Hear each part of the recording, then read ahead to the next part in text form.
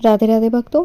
आज मैं आपको इस वीडियो में देवशयनी एकादशी की कथा सुनाने जा रही हूँ। इसीलिए मेरा आप सभी से अनुरोध है कि आप कथा को पूरा अवश्य सुने। अगर आपको कथा अच्छी लगे तो हमारी वीडियो को लाइक ज़रूर करें। अगर आप हमारे YouTube चैनल पर नए हैं तो हमारे YouTube चैनल को सब्सक्राइब करना ना भूलें। श्री कृष्ण भगवान गोपियों से कहते हैं, हे गोपियों, जैसे नागों में शेष, पक्षियों में गरुड़, देवताओं में विष्णु, वर्णों में ब्राह्मण, वृक्षों में पीपल तथा पत्रों में तुलसी दल सबसे श्रेष्ठ है, उसी प्रकार व्रतों में एकादशी तिथि सर्वोत्तम है।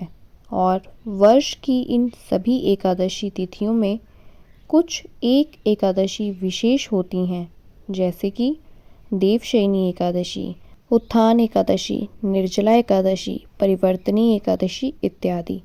इन सभी एकादशियों का पालन भी विशेष रूप से करना होता है। देवशयनी एकादशी या उत्थान एकादशी, पार्श्व परिवर्तन एकादशी पर फल फूल मूल यहाँ तक कि जल ग्रहण करने वाला व्यक्ति भी मानो मेरे हृदय को भाले से भेद देता है। जब भगवान स्वयं इस देवशयनी एकादशी का इतना गुणगान कर रहे हैं तो हम समझ सकते हैं कि हमारी भक्ति के लिए यह कितनी महत्वपूर्ण होगी। प्रत्येक वर्ष आषाढ़ मास के शुक्ल पक्ष में आने वाली एकादशी, देवशयनी एकादशी के दिन ही भगवान श्री हरि 4 मास के लिए अपनी योग निद्रा में चले जाते हैं। हालांकि ये भगवान की एक दिव्य लीला ही है और इस समय के अंदर हमें अधिक से अधिक आध्यात्मिक कार्य करने के लिए कहा गया है।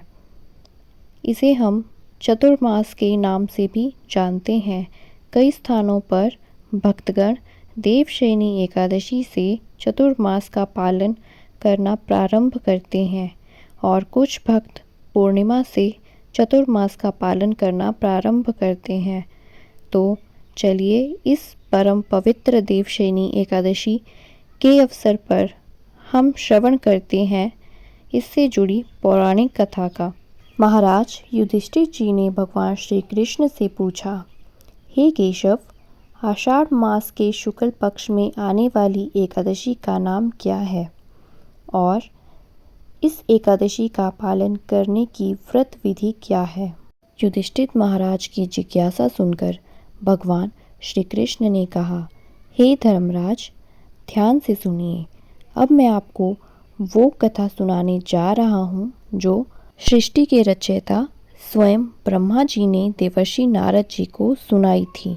अब देखिए, जैसा कि आप सब लोग जानते हैं, परम वैष्णव नारद मुनि सदैव ही लोक कल्याण हेतु भिन्न भिन्न लोकों में विचरण करते रहते हैं और करुणामयी वे सदैव सामान्य भक्त जीवों के उद्धार हेतु प्रयासरत रहते हैं। ऐसे ही जन कल्याण की जिज्ञासा लेकर एक दिन देवर्षि नारद अपने पिता ब्रह्मा जी के पास पहुंच गए और वहां जाकर उन्होंने ब्रह्मा जी से पूछा, हे पिताश्री, आषाढ़ मास के शुक्ल पक्ष में कौन सी एकादशी आती है और किस प्रकार वह भौतिकता में लिप्त भक्त जीवों का उद्धार कर सकती है? नारद मुनि का प्रश्न सुनकर ब्रह्मा जी ने कहा, हे मेरे प्रिय पुत्र, भगवान श्री हरि की प्रिय एकादशी से अधिक मंगलमय अवसर क्या हो सकता है? जो भी व्यक्ति एकादशी का अनादर करता है वो नरकगामी बनता है। आषाढ़ मास की शुक्ल पक्ष में आने वाली एकादशी को शयनी एकादशी या पद्मा एकादशी के नाम से जाना जाता है। इसके विषय में अब मैं तुम्हें एक पौराणिक कथा सुनाता हूँ। पृथ्वी पर सूर्यवंश के अत्यंत पराक्रमी और धर्मनिष्ठ राजा मांधाता का राज्य था।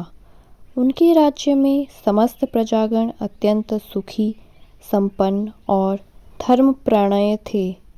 राज्य का राजकोष नैतिक कमाई से संपन्न था और यही कारण था कि किसी भी प्राकृतिक आपदाओं और अवरोधों के बिना राजा मांधाता ने अनेक वर्षों तक सुखपूर्वक राज किया। लेकिन राजा के जीवन में एक ऐसा समय आया जब उनकी धर्मनिष्ठा और प्रजा वत्सलता पर प्रश्न उठ खड़ा हुआ।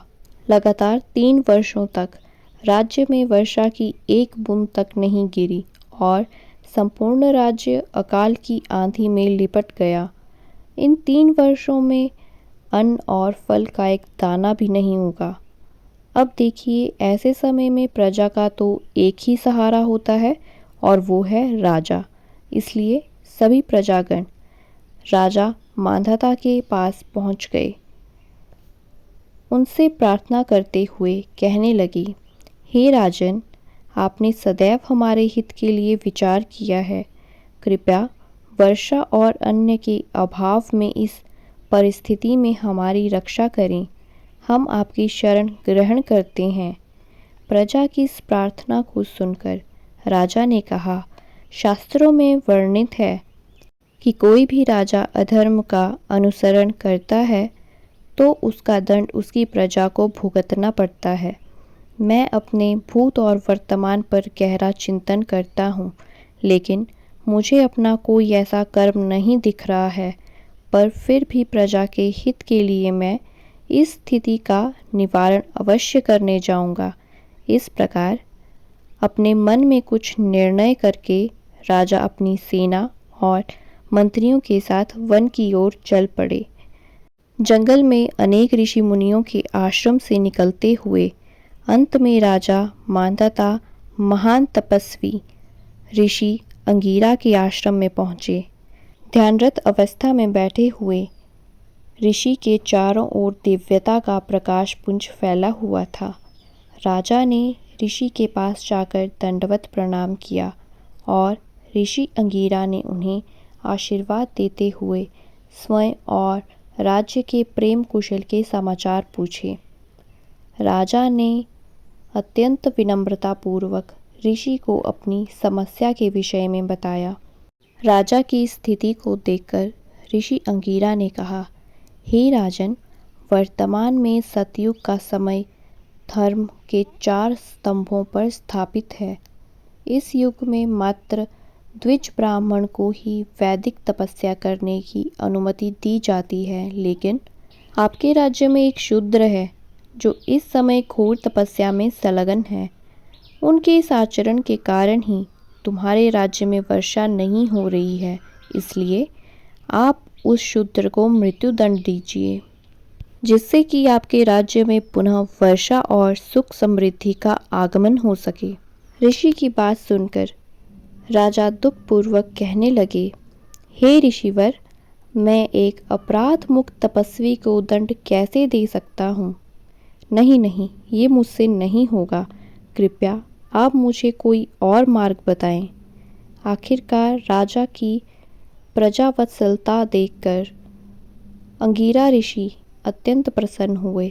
उन्होंने कहा, राजन, आप अपने परिवार और समस्त प्रजा सहित आषाढ़ मास के शुक्ल पक्ष में आने वाली एकादशी, देवशयनी एकादशी या पद्मा एकादशी का नियम पूर्वक पालन करिए। इसके प्रभाव से आपके राज्य में प्रचुर मात्रा में वर्षा होगी। आपके भंडार धन धान्य से समृद्ध हो जाएंगे। ऋषि अंगीरा के मार्गदर्शन से खुश होकर राजा ने ऋषि को प्रणाम किया और अपनी सेना के साथ अपने राज्य पुनः लौट गया। जब आषाढ़ मास के शुक्ल पक्ष में देवशयनी एकादशी आई तो राजा ने समस्त प्रजागण और अपने परिवार सहित पूरी निष्ठा से इस एकादशी के व्रत का पालन किया। इस व्रत के पुण्य प्रभाव से राज्य में प्रचुर मात्रा में वर्षा हुई और संपूर्ण राज्य फिर एक बार धन धान्य से संपन्न हो गया। कथा का समापन करते हुए ब्रह्मा जी ने नारद मुनि से कहा, इसलिए हे नारद, ये व्रत समस्त जीवात्माओं के लिए मुक्ति प्रदान करने वाला है। ब्रह्मा और नारद मुनि के संवाद को संपन्न करते हुए भगवान श्री कृष्ण ने महाराज युधिष्ठिर से कहा, हे राजन, ये पद्मा एकादशी इतनी भाग्यशाली है कि जो भी व्यक्ति इसका श्रवण या पठन करता है वह पाप मुक्त हो जाता है। इस देवशयनी एकादशी व्रत कथा का वर्णन हमें भविष्य पुराण में प्राप्त होता है और ऐसा कहा जाता है कि देवशयनी एकादशी से लेकर देव उत्थान एकादशी तक भगवान विष्णु और अन्य सभी देवी देवता शयन करने चले जाते हैं और इसलिए उन्हें किसी भी यज्ञ या पवित्र कार्यों में आमंत्रित नहीं किया जाता। चतुर्मास पूर्ण होने के बाद तुलसी विवाह के बाद ही कोई भी शुभ कार्य प्रारंभ किए जाते हैं।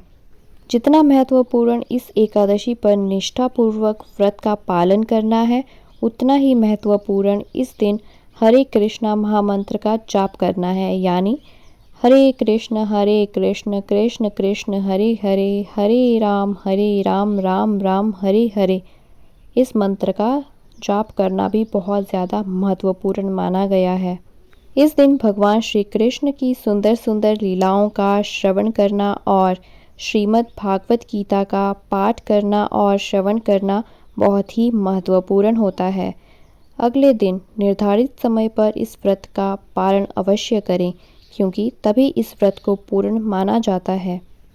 व्रत पालन जितना ही महत्वपूर्ण है, उतना ही महत्वपूर्ण उसका निर्धारित समय और विधि से पालन करना है।